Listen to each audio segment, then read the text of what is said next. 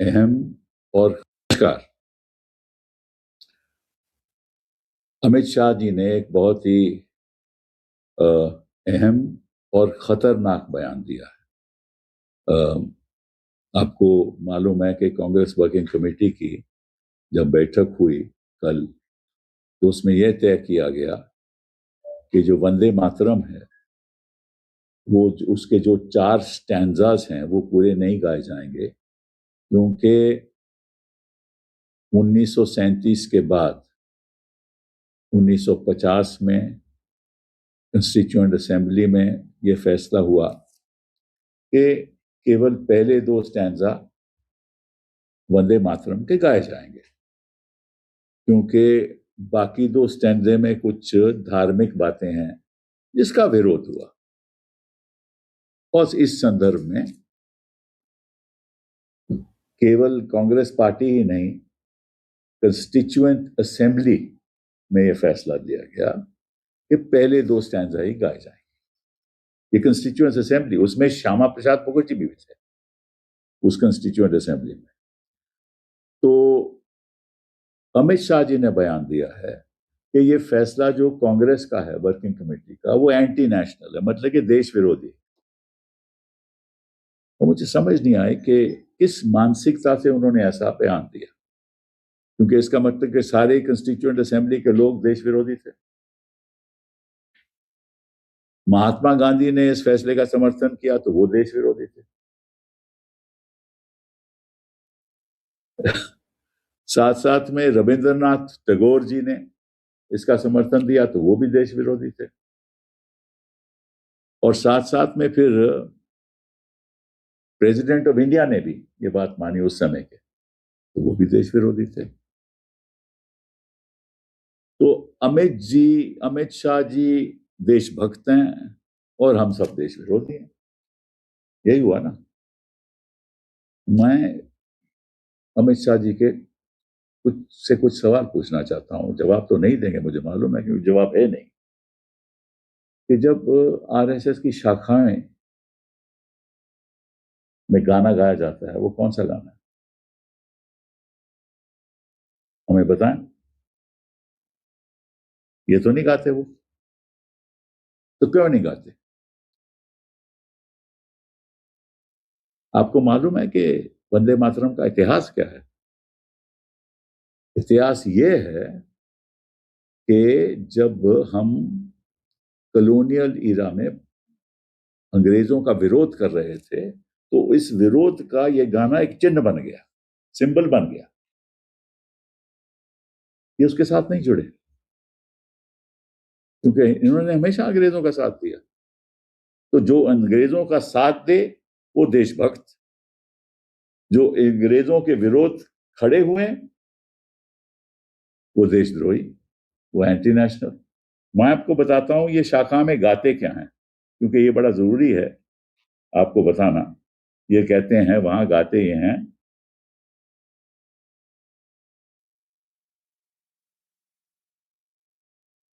मैं अभी बताता हूं आपको, क्योंकि ये बड़ा जरूरी है आपको बताना। इनका जो गाना है, सॉरी, ये गाते हैं, वत्सले वत्सले, क्योंकि मैंने तो कभी गाया नहीं तो मुझे याद नहीं है। नमस्ते सदा वत्सले मातृभूमि, नमस्ते सदा वत्सले मातृभूमि। वंदे मातरम तो नहीं गाया जाता, जनगण मन भी नहीं गाया जाता। तो क्यों? क्योंकि विश्वास ही नहीं करते थे। जो इस देश के तिरंगे झंडे पे विश्वास नहीं करेगा, तो वो कहां सा देशभक्त हो गया? इनसे पूछिए कि आरएसएस ने पहली बार तिरंगा झंडा कब लहराया दफ्तर में? 2002 में। क्यों लहराया? वाजपेयी की सरकार आ गई। अब कैसे वहां करते? तो पहला तो सवाल इनसे ये कि ये सारे कंस्टिट्यूएंट असेंबली के लोग, सब लोग, ये सब देशद्रोही हो गए। महात्मा गांधी को। दूसरा, ये बताइए कि जब मोदी जी चीफ मिनिस्टर से गुजरात के, उन्होंने कभी वंदे मातरम गाया? गाया? उनसे पूछिए, कभी ऑफिशियल मंगन फंक्शन में गाया? तो वो भी देशद्रोही हो गए। फिर इनसे पूछिए कि अटल बिहारी वाजपेयी जी जब प्रधानमंत्री थे, उन्होंने गाया? सरकार तो इनकी थी ना, तो वो भी देशद्रोही हो गए। तो मतलब महात्मा गांधी देशद्रोही, रविंद्रनाथ टैगोर देशद्रोही, कंस्टिट्यूएंट असेंबली देशद्रोही, प्रेसिडेंट ऑफ इंडिया उस समय के राष्ट्रपति जी देशद्रोही, अटल बिहारी वाजपेयी जी देशद्रोही, नरेंद्र मोदी जी देशद्रोही, क्यों उन्होंने तो गाया नहीं, आरएसएस देशद्रोही। तो कौन बचा है देशभक्त? फिर मोदी जी आप वही काम कर रहे हो जो आप 2014 से करते आए हो। मुसलमानों को, क्रिश्चियंस को हिंदुओं से लड़ाओ और सत्ता पाओ, ये आपकी नीति है। और आपको आज मालूम है इस बात का कि जो हिंदुस्तान के युवा लोग हैं ना, वो इसको नकार चुके हैं। उन्होंने कहा ये हिंदू मुस्लिम अब नहीं चलेगा, मुद्दों की बात करो, मुद्दों की बात करो, स्कूल्स की बात करो। अभी एक उत्तर प्रदेश में गौशाला में स्कूल चल रहा है, गौशाला में। उनका ध्यान उस तरफ नहीं जाता, तो इनको क्या परवाह है? इन्होंने दलितों के ऊपर लिंचिंग की तो देशभक्त बन गए, इन्होंने मुसलमानों के ऊपर गलत केस लगाए, मारा पीटा तो देशभक्त बन गए। क्रिश्चियंस के लोगों के आपको मालूम है चर्चेस, घर जला दिए, देशभक्त बन गए। तो मैं आपसे सवाल पूछता हूं कि आप बताइए आप किस किस्म के देशभक्त? आपको मालूम है इस बात का कि जब तिरंगा लहराया गया और आरएसएस तिरंगा की बात नहीं मानती थी, तो उन्होंने कहा कि ये तीन रंग पाप हैं।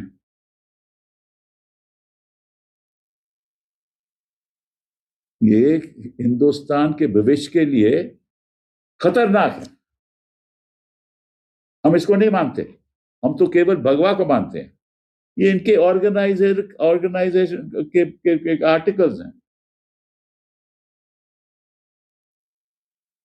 देशभक्त वो होता है जो इकट्ठा होकर देश को आगे बढ़ाए और ऐसे विवादित बातें देश के एजेंडे नहीं बनाए। इनको तो केवल एक एजेंडा बनाना है।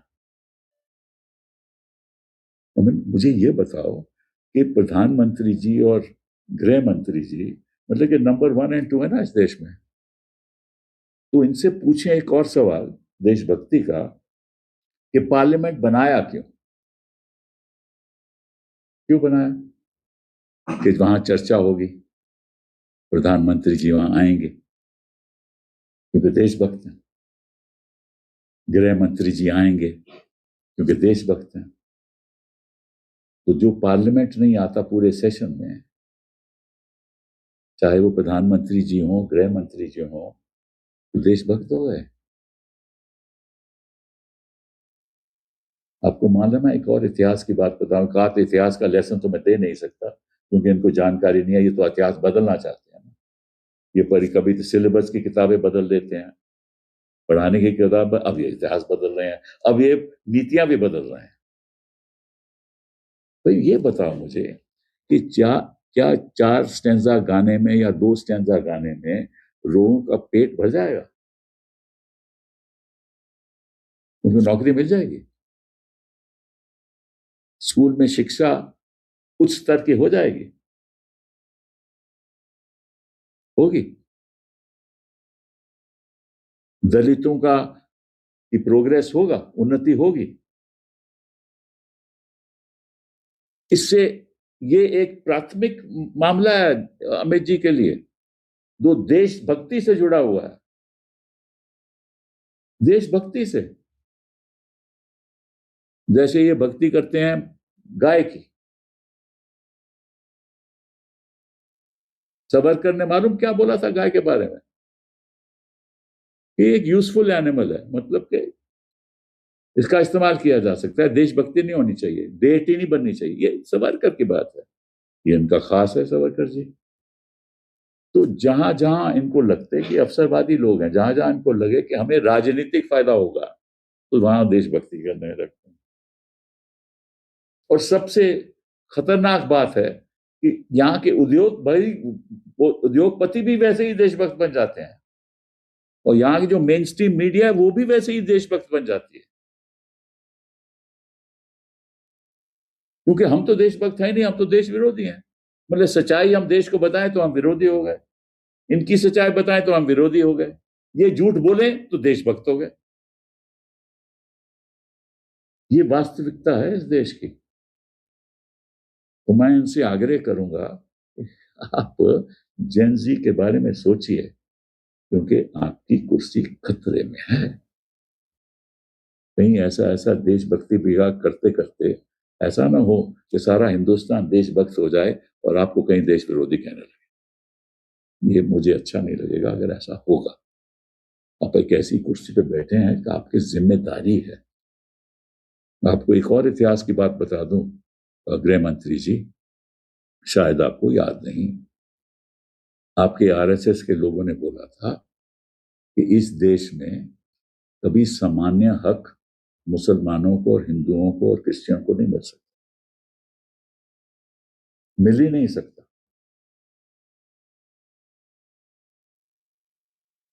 हम सामान्य हक दे ही नहीं सकते। तो गोलवालकर जी ने कहा था कि एनिमी नंबर 1, मतलब कि विरोधी नंबर 1 इस देश का मुसलमान, विरोधी नंबर 2 क्रिश्चियन एंड विरोधी नंबर 3 कम्युनिस्ट। अब इनका इतिहास देख लो, हमेशा मुसलमान के खिलाफ करेंगे बात, क्रिश्चियन के बाद और कम्युनिस्ट के बाद, इनका इतिहास रहा है। तो वो जो बातें गोलवालकर जी ने कही, वो जो बातें सावरकर जी ने कही, यही इनका नेशनल एजेंडा है। ये कहते हैं कि ये ट्रूथ एजेंट थियोरी में बिलीव नहीं करते, ये कहते हैं ना, लेकिन सावरकर साहब से पूछो, वो कहते थे कि टू ही नेशन है, दो ही इस देश में देश है, मुसलमानों का देश है, हिंदुओं का देश। वो कभी मानते ही नहीं थे, अब ये कहते हैं कि नहीं। तो झूठ, फिर झूठ। तो झूठ बोलने से देश की उन्नति नहीं होती। हाँ, आपकी चुनावी उन्नति शायद हो सकती है, लेकिन वो भी अब जेनजी ने कह दिया, वो भी नहीं हम होने देंगे। तो इन्हीं शब्दों के साथ कुछ सवाल मैंने खड़े किए हैं। हालांकि ये बात जरूरी है, ये भी इतिहास की बात है कि 1952 में और आई थिंक 1976 में और 2002 में इन्होंने जरूर बात की थी कि सारा गाना गाना चाहिए। मध्य प्रदेश में भी इन्होंने एक फैसला लिया था, सरकार उस समय उनकी थी, लेकिन अदरवाइज कोई ऐसी बात इन्होंने कभी की नहीं। ये सच्चाई है, देश के सामने रखना चाहता हूं। बहुत बहुत धन्यवाद। Now I want to just mention to you uh, that yesterday the Congress Working Committee passed a resolution to the effect that the Congress will sing only the first two stanzas of the national anthem and not the other two stanzas, which is now made into a law that in all functions, all the four stanzas should be sung. And Amit Shah ji, in that context, made a public statement and said that the Congress party is anti-national. Congress party is anti-national. Now, and he says it's anti-national because way back in 1937, the Congress Party Working Committee resolution was that only the first two stanzas should be sung. And that's been the agenda of the Congress party. They never wanted the other two stanzas. But the BJP has already wants the other four stanzas.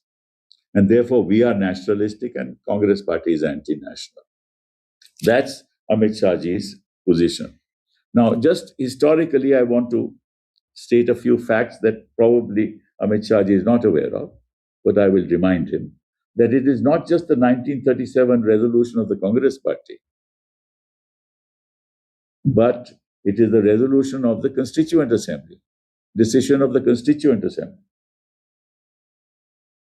which said that we will not sing the other two stanzas. Only the first two stanzas of the Congress of the Vande Mataram will be adopted for the reason that it has certain references to religion in the other two stanzas. So we, being a secular nation, we did not want that to be crept into a national song, because the Constituency Assembly said Jan Gan 1 will be our national anthem. This will also be the national song. It will be given equal status. One will be sung after the other, but only the first two stanzas. So according to Amit Shah, then the entire Constituent Assembly was also anti-national, which means that those of the BJP sitting there were also anti-national, or Jan Sangh was sitting there were also anti-national. Right?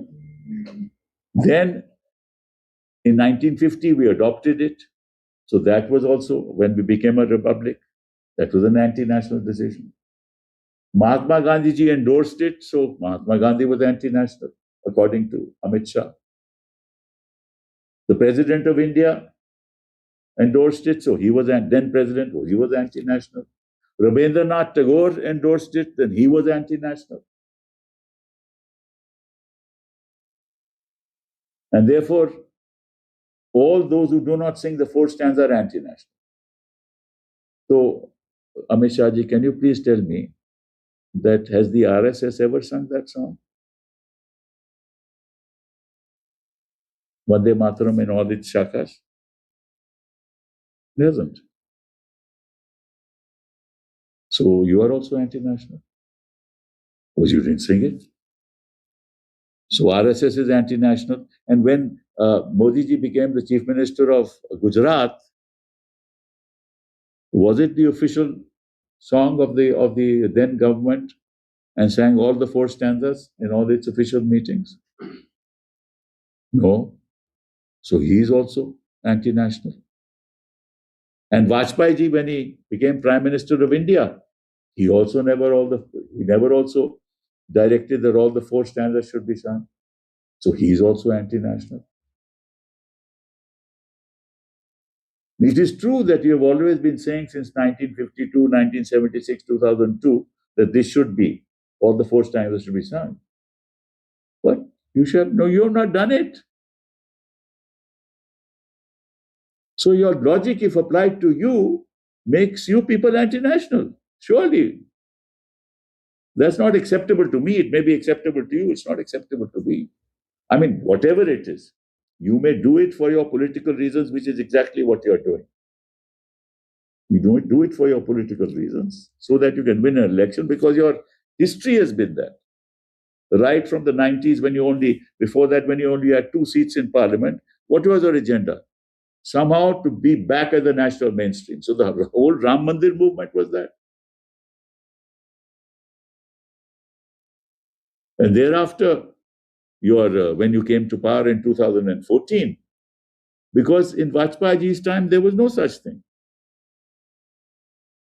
Thereafter, your only agenda has been this.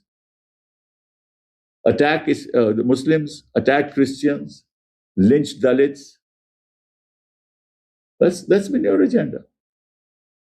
And raise all these issues, Gau Mata issue, this, that, and the other. I mean, in a cow shed, you are running schools, and you want to worship the cow. This is how you worship the cow? By making our children in a cow shed to run a school. This has happened in Uttar Pradesh. It's in the public domain. People have rejected all this. The Gen Z has already demonstrated that no longer is this country going to be bothered about Hindu Muslim. This country must move forward. Think about the real issues of this that are confronting this country: schools, health sector, economic activity, exports, the rupee, our finances, public debt. These are issues in this country. Manufacturing, creation of jobs, unemployment. These are issues in this country. So you are singing the national song will roll off, have a positive impact on these issues. Means if we sing the national song, I mean, is that your priority as far as national agendas are concerned? Is this your priority? I'm shocked that a home minister of a country can make this statement and say, look, we are anti-national. I mean, we have fought the British. And you know the history of Vande Mataram?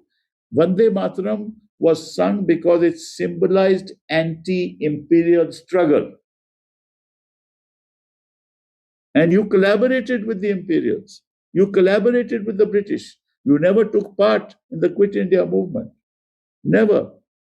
You never take part in any satyagraha. You wanted your RSS people to be recruited in the army so that they could get training, so that you could assert at a later point in time your Hindu nationalism against your own people, which you are trying to do through your other organizations like Bajrang Dal. I mean, the real anti-national activity is being done for those who want to divide this country. And this is what you've been trying to do since 2014. Do you think that is part of your nationalist agenda?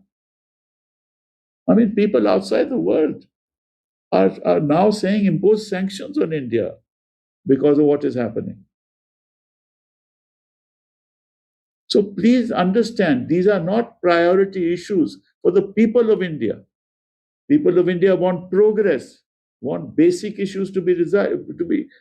I mean, 82 crore people are being given 25 kilograms of food.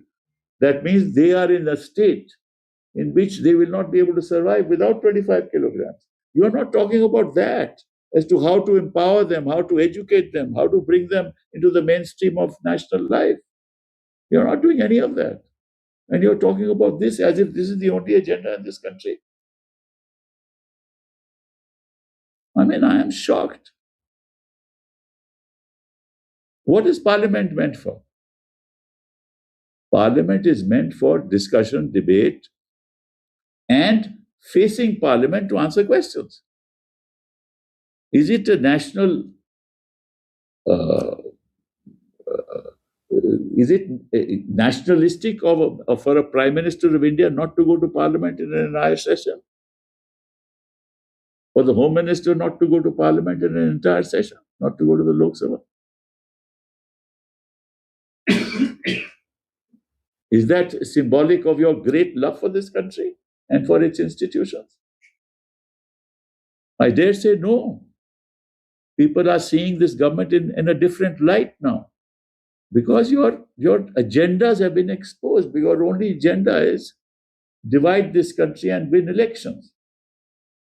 And you have actually sought the collaboration, and institutions have collaborated with you in that endeavor. And I mean, is it nationalistic of the mainstream to make this a national issue, media to make this a national issue, as if there is nothing better to talk about? This is not fair to the people of this country. And remember, if you continue like this, you're not going to stay there for very long. ये तो मुद्दों में बात होगी. एक और बहुत अहम मुद्दा मैं आपके सामने रखना चाहता हूं. तो वो मुद्दा ये है कि कांग्रेस प्रेसिडेंट उत्तराखंड गई. जब उत्तराखंड गए तो जब जो फंक्शन हुआ वहां और जब वापस आए तो वहां शुद्धिकरण हुआ. शुद्धिकरण हुआ ना, वो एंटी नेशनल नहीं है. सबसे बड़ा एंटी नेशनल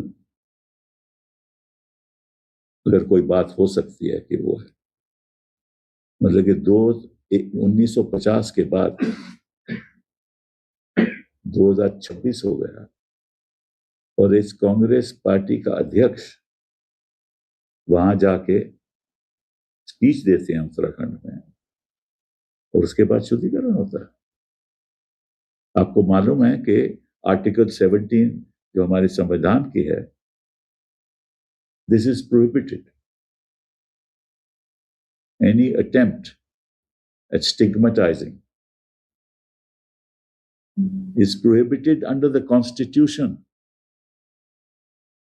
तो आपने कोई एफआईआर की जिन्होंने ये काम किया, हिरासत में लिया उनको? और आपके नड्डा जी स्टेटमेंट करते हैं कि नहीं नहीं ये तो हम भी इसकी निंदा करें। निंदा करने से क्या? अगर कोई कानून का उल्लंघन करे, कॉन्स्टिट्यूशन का उल्लंघन करे, तो उसकी निंदा करोगे आप। और अगर आप एक कांग्रेस अध्यक्ष के साथ ये कर सकते हो, तो आम दलित के साथ आप क्या करते रहे हो और आज के दिन क्या कर रहे हो, उससे ज्यादा एंटी नेशनल कोई काम हो ही नहीं सकता। और मैं देश के दलितों को बोलूंगा कि आवाज उठाएं और इनके दफ्तरों को के जाके वहां पीसफुल एजिटेशन करें और कहें कि इनको गिरफ्तार करो, जिन जिन लोगों ने भी ये काम किया है।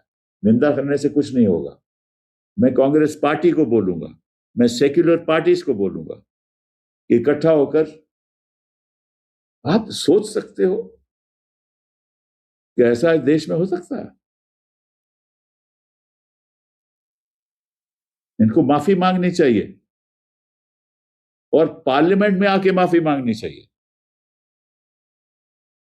और इस बीच में गिरफ्तारियां होनी चाहिए।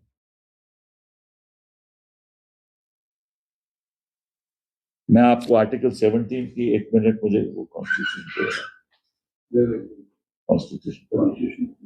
ये तीसरा सॉरी कोई बात नहीं, मैं आपको पढ़ देता हूं, बड़ा जरूरी है। कॉन्स्टिट्यूशन कहता है अब 17, abolition of untouchability. Untouchability is abolished, मगर इसके बाद नहीं हो सकती। And it's practice in any form is forbidden. तो आ गया ना, it's practice is any form is forbidden. मतलब कोई भी ऐसा आप काम करोगे जो अनटचेबिलिटी दिखाएगा कि आप अनटचेबिलिटी को अपनाते हो, वो प्रोहिबिटेड है। And the enforcement of any disability arising out of untouchability shall be an offense punishable in accordance with law। जो संविधान के खिलाफ काम करता है,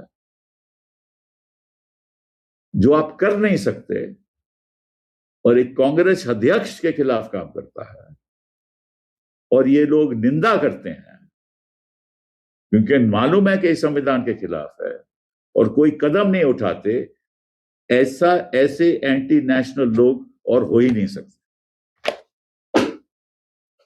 थैंक यू वेरी मच।